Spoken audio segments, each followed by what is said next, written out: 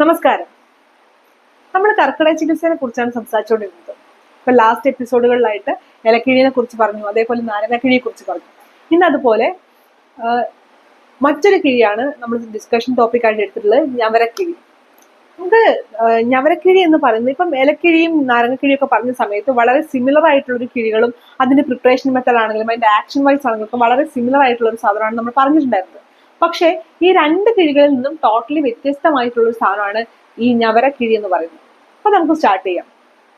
ഞവരക്കിഴിയുടെ main ingredient എന്ന് പറയുന്നത് നമ്മൾ പേര് സൂചിപ്പിക്കുന്ന പോലെ തന്നെ ഞവരയാണ്.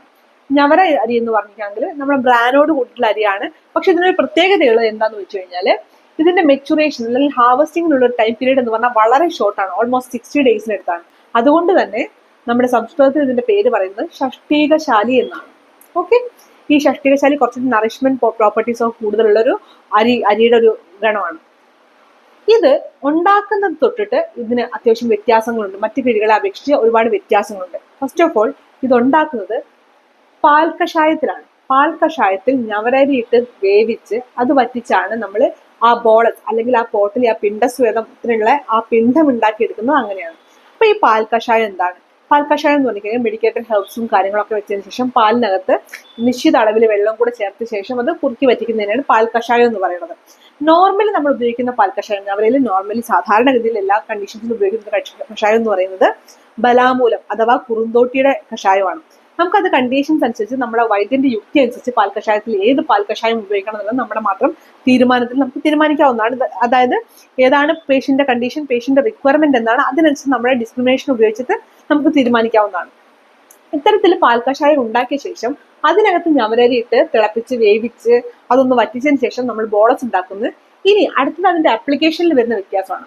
സാധാരണഗതിയിൽ ഇലക്കിഴി ആണെങ്കിലും നാരങ്ങക്കിഴി ആണെങ്കിലും സസ്നിഗ്ധമായിട്ട് അല്ലെങ്കിൽ എണ്ണയോട് കൂടി ചെയ്യുന്ന സമയത്ത് അത് നമ്മൾ ഏതെങ്കിലും മെഡിക്കേറ്റഡ് ആയിട്ട് ഓയിലിലോ അല്ലെങ്കിൽ എന്താണോ ആ ഒരു മെഡിക്കേറ്റഡ് ആയിട്ടുള്ള സാധനം അതിനകത്ത് മുക്കിയിട്ടാണ് നമ്മൾ ചെയ്യാറുള്ളത്. പൊതുവെ അത് ഓയിൽ അല്ലെങ്കിൽ സ്നിഗ്ധമായിട്ടുള്ള സാധനങ്ങളാണ് ഉപയോഗിക്കാറുള്ളത്.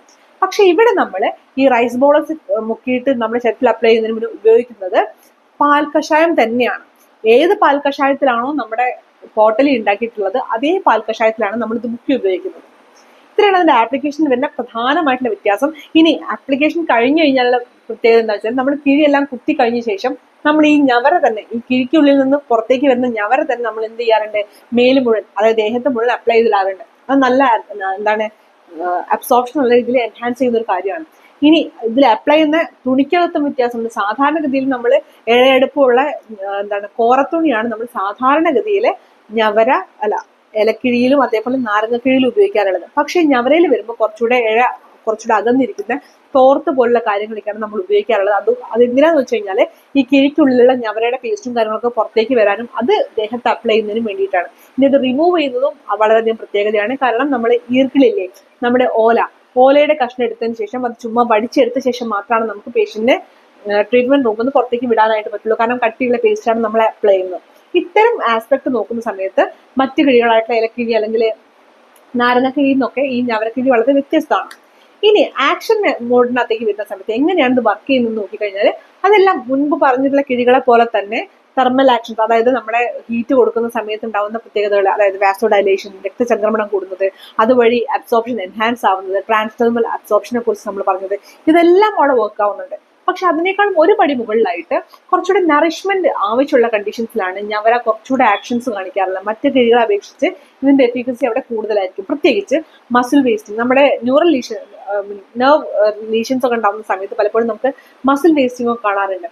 ഈ കണ്ടീഷൻസിലൊക്കെ നമുക്ക് എന്ത് ചെയ്യാറുണ്ട്, ഈ പറയുന്ന ഞവരക്കിഴിയും കാര്യങ്ങളൊക്കെ നന്നായിട്ട് ഹെൽപ്പ് ചെയ്യാറുണ്ട്. ഇപ്പം നമ്മുടെ ഈ ടീന ഹൈപ്പോപ്ലേഷ്യ പോലുള്ള കണ്ടീഷൻ, ഹൈപ്പോപ്ലേഷ്യ അതായത് ഇവിടെയുള്ള മസിൽസ് ഒക്കെ വേസ്റ്റ് ചെയ്ത് പോകുന്ന കണ്ടീഷൻ, അത് പ്രത്യേകിച്ചും നമ്മുടെ നെർവ് ലീഷൻസിലൊക്കെയാണ് കാണാറുള്ളത്. ആ കണ്ടീഷൻസൊക്കെ നല്ല രീതിയിൽ വർക്ക് ചെയ്യാറുണ്ട്. അതേപോലെ തന്നെ മസിൽസിനെ സ്ട്രെങ്തൻ ചെയ്യാൻ വേണ്ടി ഹെൽപ്പ് ചെയ്യും.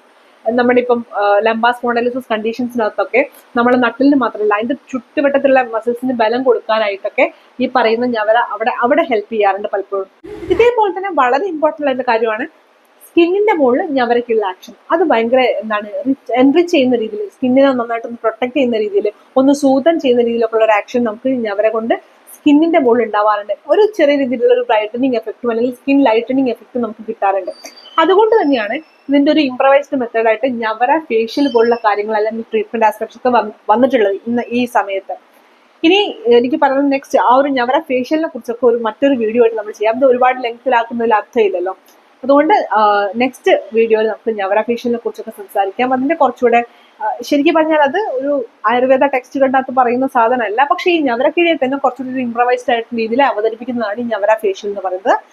അടുത്ത വീഡിയോയിൽ കാണുന്നവരേക്കും ഇന്നത്തേക്കുള്ള എല്ലാ കാര്യങ്ങളും ഓൾമോസ്റ്റ് ഞവര കിഴിയെ കുറിച്ച് സാധാരണ ഇതിൽ ചെയ്യുന്ന കിഴികളെ കുറിച്ചൊക്കെ നിങ്ങൾക്ക് മനസ്സിലായിട്ടുണ്ടാവും എന്ന് വിചാരിക്കുകയാണ്.